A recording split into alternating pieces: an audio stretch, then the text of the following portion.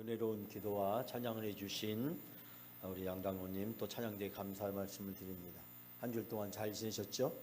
네, 지난주에는 우리가 교회 창립 60주년 기념 예배와 임직식을 치루었습니다. 정말 돌이켜보면 은혜와 감격의 시간이었습니다. 우리 교회를 방문하신 목사님들께서 영광교회가 많이 달라졌다 말씀하셨습니다. 교인들의 표정이 너무나 밝아지셨고 교회도 들어올 때 환하게 밝아진 모습을 보여줘서 너무나도 기쁘다라는 이야기를 해주셨습니다. 지난주 있었던 우리 60주년 기념 예배 임직식 영상으로 다시 한번 우리 보도록 하겠습니다.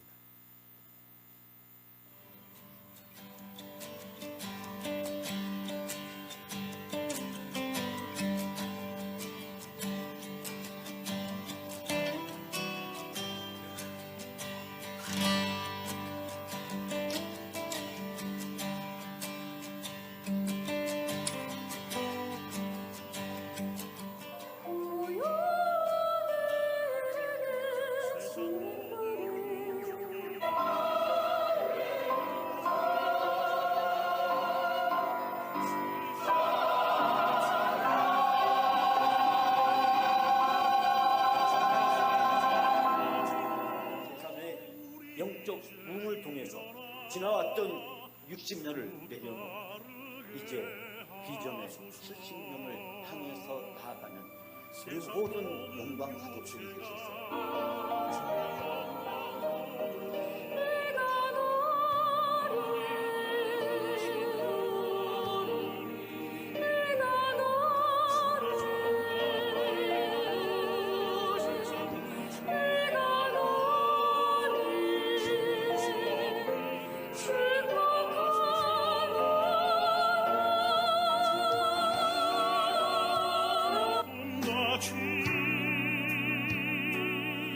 여호와의 영광을 인정하는 것이 온 세상 가득하리라. 물이 바다 덮음같이 물이 바다 덮음같이 물이 바다 덮음같이 세상 모든 민족이 구원을 얻기까지 쉬지 않으시는 하나님, 주의 심장 가지고 우리 이제 일어나. 크고 작은 일에 23년간 하루같이 헌신적으로 봉사하시고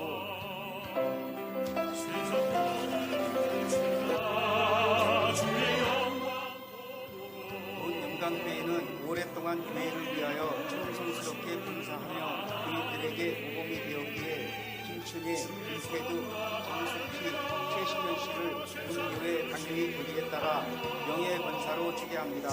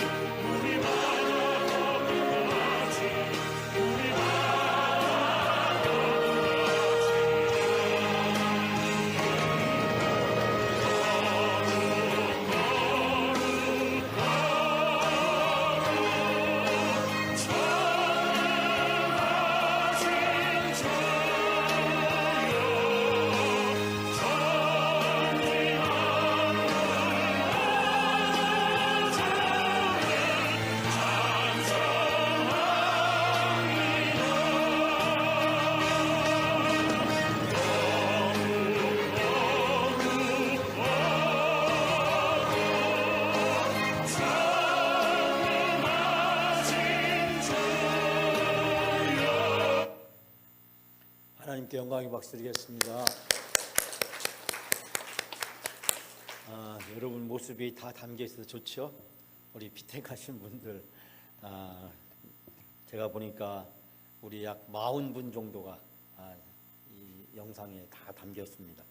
우리 양교 장로님 사진을 잘 찍어 주셨고, 우리 구여관 형제와 강철 우리 안두 집사님 또 방송실에서 열심히 잘 녹화를 해 주셔서 우리 임직식의 모든 모습을 하나도 빠짐없이 담으려고 노력을 했습니다. 정말 60주년을 맞이해서 하나님께서 그동안 우리 수고하고 애쓰셨던 우리 원로 장로님, 또 우리 장로님, 안주 집사님, 우리 권사님 은퇴식과 또 명예 권사님 추대와 또 안주 집사 권사 임직을 하게 돼서 너무나도 기쁘고 행복한 날이었습니다. 저는 60주년을 마치고 지난 한 주일 동안 조용히 시간을 보내면서 60주년의 영적 의미가 무엇인가 다시 한번 깊이 생각을 하게 되었습니다. 환골탈태라는 말이 있습니다. 더 나은 방향으로 변하여 완전히 달라지는 것을 환골탈태라고 이야기하고, 대오각성이라는 말도 비슷한 뜻으로 사용되어집니다. 인터넷 사전 나무위키에 보게 되면 환골탈태에 대한 성경에 비슷한 내용이 있다고 소개를 하고 있는데, 그것은 고린도후서 5장 17절 말씀을 소개합니다. 그런즉 누구든지 그리스도 안에 있으면 새로운 피조물이라, 보라 이전 것은 지나갔으니 새 것이 되었도다. 즉 새로운 것이 되는 것, 그것이 바로 환골탈태라고 하는 것입니다. 60주년을 맞이하면서 목회자이고 신학자인 저는 60주년에 대한 신학적 의미를 한번 생각을 해보았습니다. 즉 발상의 전환, 뻔한 것에 답을 구하지 않고 기가 막힌 하나님의 섭리와 하나님의 뜻이 무엇일까? 제가 사도행전 설교를 지난주 준비하면서 하나님이 저에게 주신 음성은 영광인 사도행전이 아니라 비전행전 그리고 70년이었습니다. 영광인 그리고 비전행전 70년이라는 단어들을 조합해 보니 영광 70년 비전행전이라고 하는 주제를 하나님이 주셨습니다. 사실 오늘 말씀은 제가 지난주 화요일 날 새벽에 준비했던 설교인데 제가 그만 몸살이 나서 나오지 못하면서 이 설교를 할 수 없게 되었는데, 따지고 보니까 하나님이 오늘 설교하라고 미리 준비하게 하신 것 같습니다. 사랑하는 여러분, 영광 지나온 60년을 이제 내려놓고 이제 70년을 향해서 우리는 나가는 그 첫걸음을 이번 주에 시작을 합니다. 제가 어떤 분이 저한테 얘기하기를, 목사님 비전 100년은 너무나도 멀게 느껴집니다. 너무나 멀게 느껴져서 앞으로 40년 뒤를 우리가 어떻게 알 수 있겠습니까? 40년 뒤라고 하니까 우리가 무엇을 해야 될지 너무나도 막막합니다는 얘기를 제가 언젠가 한번 어떤 분에게 들은 적이 있습니다. 그러면서 제가 생각하기를 앞으로 10년이 참으로 중요하다라는 생각을 하게 되었습니다. 즉 10년 동안 우리가 어떻게 준비하고 변화되냐에 따라서 영광의 비전의 100년이 정말 희망이 되고 소망이 될 수 있는 기회가 되야겠다라는 생각을 하게 되었습니다. 사랑하는 여러분, 60년을 내려놓는다는 것은 환골탈태하는 것입니다. 더 나은 방향으로 변화해서 완전히 달라지는 것입니다. 우리 영광교회가 이제 새로운 시대, 새로운 변화에 걸맞춰서 아름답게 변화하게 되는 것, 그것이 교회 창립 60주년을 맞이하는 하나님의 선한 계획이고 뜻이라고 확신합니다. 사랑하는 여러분, 사복음서는 우리가 어떻게 해야 구원받냐를 가르쳐주고 있고, 그리고 사도행전부터 바울 서신과 일반 서신과 그리고 요한계시록까지 23권의 서신서들은 구원받은 이후에 우리가 어떻게 살아야 되는지를 가르쳐주고 있습니다. 결론적으로 말씀드리자면 서신서의 주제는 교회에서 성령을 받고 선교하며 살아야 된다라는 것을 가르쳐주고 있습니다. 즉 예수 그리스도를 통해서 구원받은 우리에게 주어진 사명이 있다고 한다면 그 사명은 뭐냐면, 내가 구원받았으니 이제 구원받지 못한 다른 사람도 구원해야 될 책임이 우리에게 있다라고 하는 것입니다. 근데 그것은 어디에서 가능하느냐? 교회에서 성령을 받을 때 이 선교적 사명을 감당할 수 있다는 것입니다. 오늘 사도행전 2장은 바로 그 하나님의 구원의 역사의 대파노라마가 시작되는 그 출발점을 우리에게 소개해 주고 있습니다. 오순절 성령 강림 사건은 바로 23권 서신서의 출발점이자 바로 주님께서 원하시는 삶의 명령이 여기에 담겨져 있음을 발견합니다. 저는 오늘 본문의 말씀을 여러분에게 자세히 설명하지는 않겠습니다. 여러분이 자세히 알고 있으리라고 생각합니다. 저는 그래서 단도직입적으로 이 사건이 주고 있는 영적 의미를 4가지로 생각해 보고자 합니다. 첫 번째, 성령 충만은 순종의 역사였습니다. 여러분 1절 말씀 우리가 다 같이 함께 봉독합니다. 오순날이 이미 이름에 그들이 다 같이 한 곳에 모였더니. 아멘. 마침내 오순절이 되어서 성도들이 한 곳에 모여 있었는데 라고 이야기하고 있습니다. 누가복음 24장에 보면 예수님께서 내가 아버지께 약속하신 것을 너희에게 보내노니 너희는 위로부터 능력이 입혀질 때까지 이 성에 머물라. 나는 내 아버지께서 약속하신 것을 너희에게 보내주겠다. 그러니 너희는 위에서부터는 능력을 받을 때까지 예루살렘에 머물러 있으라. 예수님의 말씀입니다. 예수님은 성령을 보내주겠다고 말씀하시면서 이 성령은 너희에게 능력을 주실 것이다. 그러므로 너희들이 이 성령의 충만함을 받을 때까지 예루살렘을 떠나지 말고 머물러 있으리라고 말씀하셨습니다. 제자들은 그 말씀에 순종했습니다. 사랑하는 여러분, 예수님은 십자가에서 죽으셨습니다. 그리고 부활하셨습니다. 그리고 이제는 제자들에 계시지 않고 승천하셨습니다. 그럼에도 불구하고 제자들은 지금 우리의 눈앞에 예수님은 보이지 않지만 예수님 하셨던 말씀에 순종을 합니다. 예수님 말씀에 순종했을 때 놀라운 일이 일어났습니다. 성령이 오셨고 성령의 충만을 받았고 성령의 능력을 받았고 제자들이 변화된 것입니다. 사랑하는 여러분, 성령 받으면 우리도 모르는 사이에 우리가 변화된 삶을 살게 되는 줄 믿습니다. 두 번째로 성령 충만은 기도의 결과였다는 사실입니다. 사도행전 오늘 우리가 함께 봉독하지 않았지만 1장 5절 말씀에 보면 요한은 물로 세례를 베풀었으나 너희는 몇 날이 못되어 성령으로 세례를 받으리라. 예수님께서 하신 말씀입니다. 즉 앞으로 제자들이 성령으로 세례를 받게 될 것이다. 예수님은 약속하셨고 이 약속이 성취되었습니다. 마가의 다락방에서 열심히 모여서 기도하던 제자들에게 성령이 임하셨습니다. 2절과 3절에 성령이 임하시는 역사를 이렇게 표현하고 있습니다. 여러분 2절 3절 다 같이 함께 봉독합니다. 호련히 하늘로부터 급하고 강한 바람의 소리가 있어 그들이 앉은 온 집에 가득하며 마치 불의 혀처럼 갈라지는 것이 그들에게 보여 각 사람 위에 하나씩 임하여 있더니. 아멘. 우리 아시피 사도행전의 저자인 누가는 성령이 임하시는 이 순간의 모습을 오늘 2절과 3절에 표현하고 있습니다. 갑자기 하늘에서 세찬 바람이 부는 듯한 소리가 들려오더니 그들이 앉아있던 온 집안을 채웠다. 그러니 혀 같은 것들이 나타나서 불빛처럼 갈라지며 각 사람 위에게 임하였다. 인간의 언어적 한계는 성령이 충만한 역사를 이렇게까지 표현할 수밖에 없어서 오늘 2절 3절 말씀에 표현하고 있습니다. 하나님의 역사를 우리는 온전히 표현할 수는 없습니다.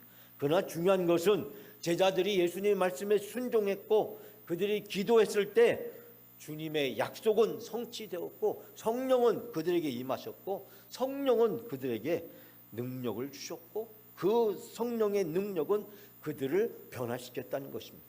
여러분, 성령 충만은 기도의 결과고 기도의 응답은 제자들의 변화에서 우리는 찾아볼 수 있게 됩니다. 껍데기 교인은 흉내만 냅니다. 능력을 받지 못했기 때문에 달라진 것이 없습니다. 구습만 되풀이합니다. 자기의 이기적인 탐욕이 지배합니다. 성령이 없습니다. 변화가 없습니다. 그렇기 때문에 우리는 성령 충만함을 받아야 됩니다. 사모하고 기도하면 성령은 우리 가운데 임하시며 성령은 우리를 변화시켜 주시고 우리 공동체를 변화시켜 주시고 성령의 능력은 우리를 새롭게 이끌어 주십니다. 여러분 사모하시고 성령 충만함을 간절히 구하십시오. 하나님께서 우리에게 성령을 부어 주실 줄 믿습니다.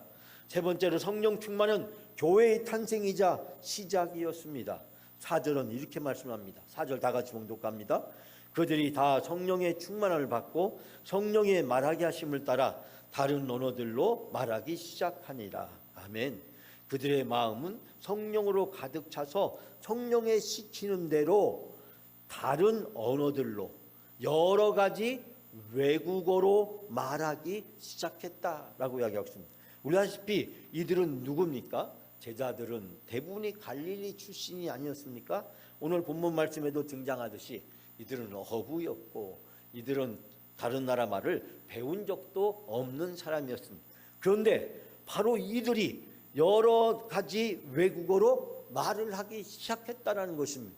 이것이 바로 성령 충만의 역사로 나타난 결과인 것입니다. 즉 성령은 제자들을 변화시켰고 제자들의 입을 떼게 만들었고 제자들이 알지도 못하는 말로 외국어로 예수 그리스도의 복음을 증거하게 했습니다. 제자들은 두려워서 숨어 있었습니다. 그러나 성령이 그들에게 임하였을 때 그들은 더 이상 두려움으로부터 자유롭게 되었습니다. 담대히 나가서 이젠 복음을 증거할 수 있게 되었습니다. 사랑하는 여러분, 성령이 임하실 때 제자들은 변화됐고 그들은 담대히 나가서 복음을 증거하게 되었고 교회는 탄생하게 되었습니다. 성령 충만은 바로 초대교회를 탄생시켰습니다. 지금까지 유대인들에게 빌붙어 있었던, 그래서 회당에서 벗어나지 못했던 제자들이 성령 충만의 역사를 통해서 교회가 새롭게 탄생한 것입니다. 교회는 예수 그리스도의 십자가의 피값으로 세워진 곳입니다. 예수님의 교회를 자기 이익을 위한 수단으로 삼아서는 안 됩니다.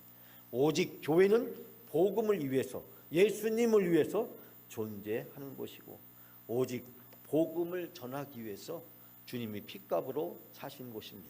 사랑하는 여러분, 예수님이 임하셨을 성령을 보내셨고 성령의 충만함을 제자들이 받았을 때 교회가 탄생했고 교회가 시작되었습니다. 네 번째로 성령 충만은 선교의 시작이었습니다. 여러분 5절 6절 말씀 다 같이 봉독합니다. 그때 경건한 유대인들이 천하 각국으로부터 와서 예루살렘에 머물러 있더니 이 소리가 나매 큰 무리가 모여 각각 자기의 방언으로 제자들이 말하는 것을 듣고 소동하여. 아멘. 그때 예루살렘에 세계에서 온 경건한 유대인들이 모여 있었다. 그들은 소리가 나자마자 많은 사람들이 몰려들었고 그들은 사도들이 말하는 것이 사람들에게 저마다 자기네 지방 말로, 즉 각 나라의 그 외국어로 말하는 것을 들으면서 그들은 깜짝 놀라서 어리둥절했다라고 이야기를 하고 있습니다. 성령 충만은 제자들을 변화시켰고 제자들의 삶을 변화시켰습니다. 그리고 이젠 제자들이 담대히 나가서 복음을 증거하게 만들었습니다. 성령 충만은 교회를 탄생시켰을 뿐만 아니라 선교가 새롭게 시작되는 놀라운 역사를 가져왔습니다. 변화의 열매는 곧 전도고 선교입니다. 복음의 전파입니다. 내가 아니라 예수 그리스도 그분이 어떤 분이신지를 담대히 증거하게 된 것입니다. 신앙생활을 난을 드러내는 것이 아닙니다. 그것은 변화되지 않는 모습입니다. 변화는 예수님을 드러내고 복음을 증거하는 것이고 선교하는 것입니다. 성령 충만함에 받은 변화의 증거는 바로 전도와 선교의 역사를 통해서 나타나는 것입니다. 이것이 바로 교회인 것입니다. 성령 충만한 교회는 선교와 전도의 역사가 있는 교회입니다. 여러분, 매주 토요일마다 저는 여러분들에게 주의를 초청하는 초청 문자를 보내드립니다. 여러분이 그 문자를 잘 열어보지 않는다는 어떤 분이 이야기를 들으면서 제가 약간은 실망하기도 했습니다만, 그래서 제가 이 말씀을 꼭 드려야겠다라는 생각을 더더욱 하게 되었습니다. 여러분, 매주 토요일마다 보내드리는 문자를 꼭 읽어주셔야 됩니다. 여러분, 그 문자를 클릭하면 문자를 누르면 그곳에서 초청장이 나옵니다. 그 초청장은 우리 주일 오전 예배와 오후 예배와 수요 예배가 어떻게 이루어지는지, 주일 천국 잔치에 여러분을 초청하는 이 목사의 마음이 담겨져 있습니다. 제가 제 이름과 장로님들과 함께 보내는 이 초청 문자를 여러분에게 매주 토요일마다 보내드리는 것은 여러분이 그 문자를 받아서 교회에 나온다라고 생각하는 것이 아니라 그 문자를 받으시고 기도해 달라는 것입니다. 내일 주일 예배가 어떻게 이루어지는지, 어떻게 준비되는지 여러분이 기도해 달라는 것입니다. 그리고 그 문자를 여러분의 가족들과 친구와 이웃들과 전도할 대상자들에게 보내주라는 것입니다. 여러분, 그것이 바로 전도고 그것이 바로 양육인 것입니다. 그렇기 때문에 우리 영광교회에서 이루어지는 이 주일 천국잔치 행복의 날에 대한 소식, 짧은 문자지만, 짧은 그림 하나지만 이 문자를 매주마다 여러분들에게 보내드리는 것입니다. 코로나 때 예배를 드릴 수가 없어서 온라인으로 예배를 드리면서 그것을 안내하기 위해서 보냈던 것으로 시작이 되었지만, 그러나 제가 부임하면서부터 더 이상 예배를 드리지 않은 일은 존재하지 않게 됐기 때문에 저는 매주 토요일마다 보내는 그 문자, 특히 그림 한 장을 통해서 여러분이 여러분 주변에 있는 다른 사람들에게 영광교회를, 복음을 전하는 수단으로 꼭 삼았으면 좋겠습니다.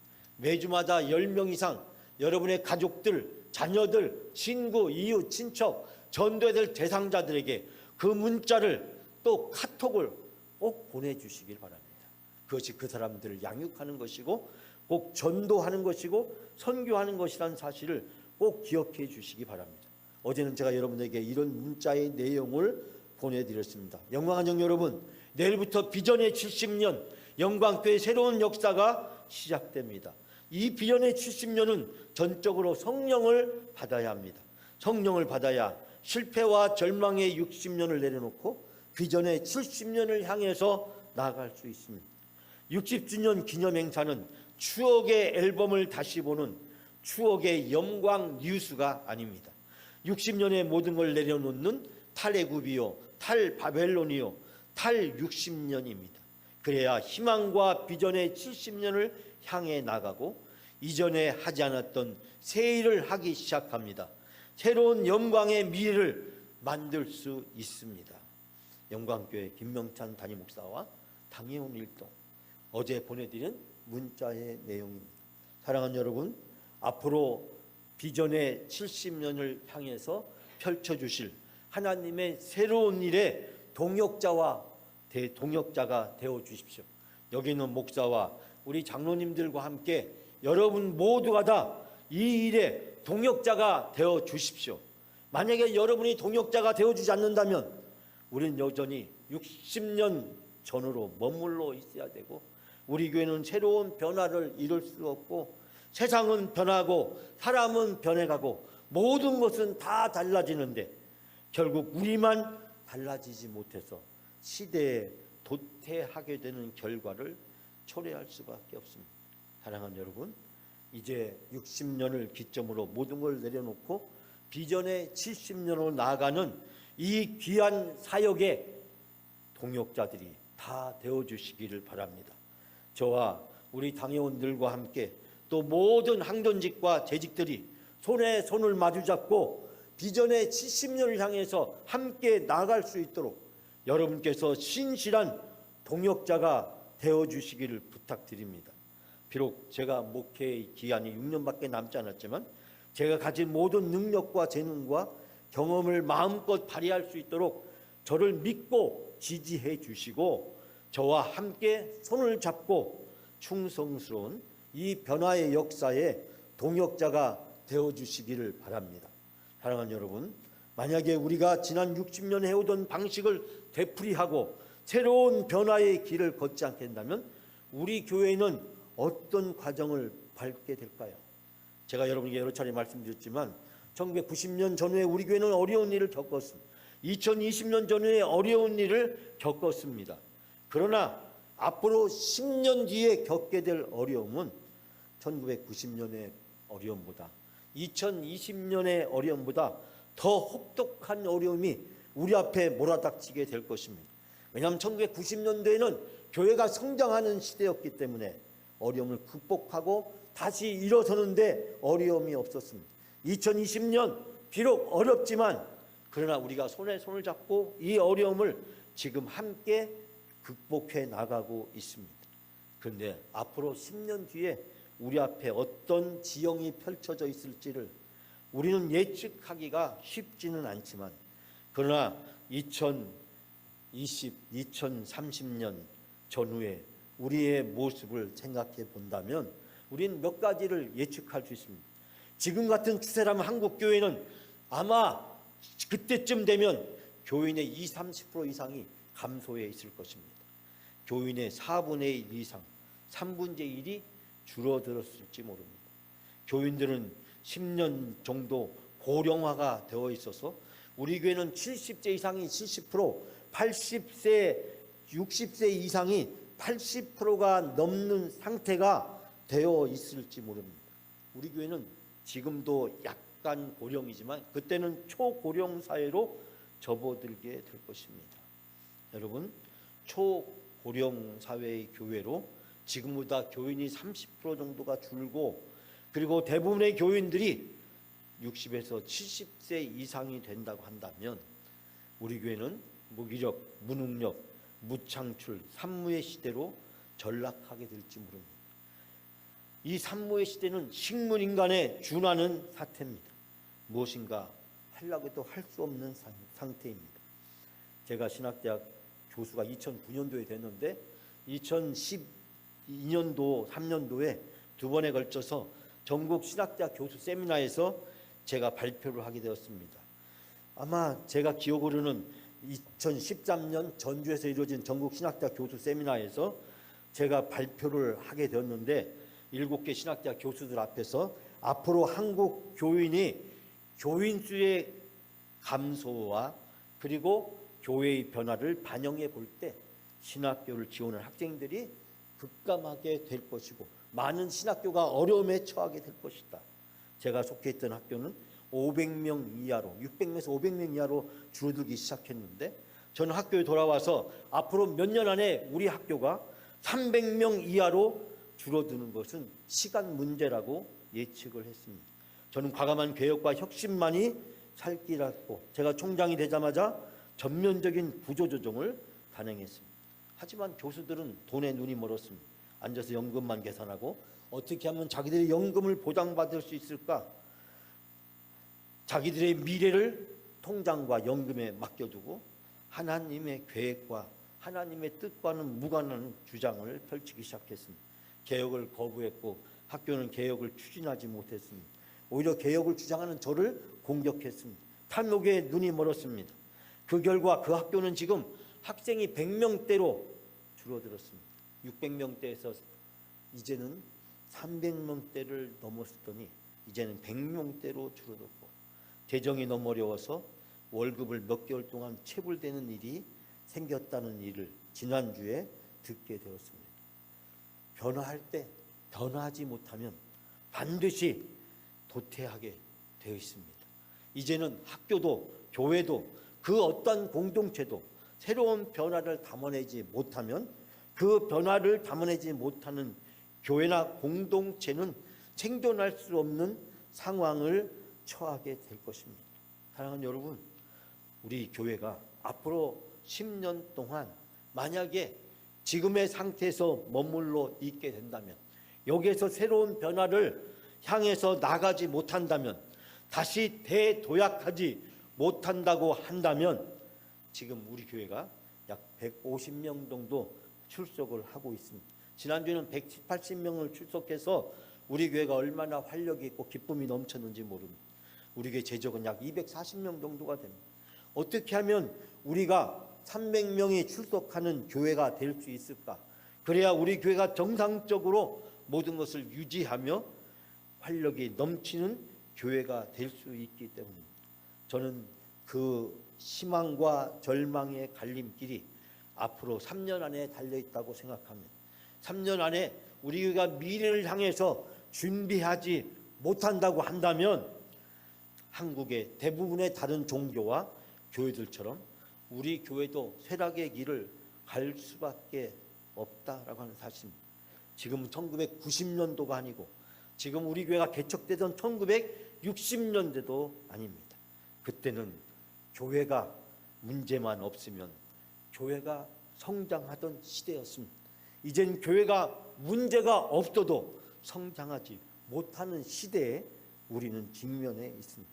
모든 종교가 쇠퇴하고 모든 종교가 감소하고 있는 이런 상황 속에서, 그리고 초고령화로 접어든 한국 사회에서 우리 영광교회가 활력이 넘치고 기쁨이 넘치는 은혜로운 교회로 다시 재도약하기 위해서는 저는 비전의 70년을 향해서 새로운 변화를 향해서 나가야 된다고 생각합니다.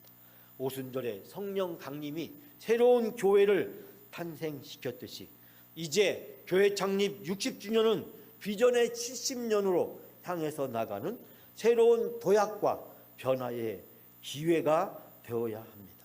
저는 이 일을 위해서 앞으로 당회와 함께 또 공동회와 함께 여러분과 함께 또 모든 항돈직과 성도님들과 함께 70년 비전을 추진하는 준비를 해 나가려고 합니다.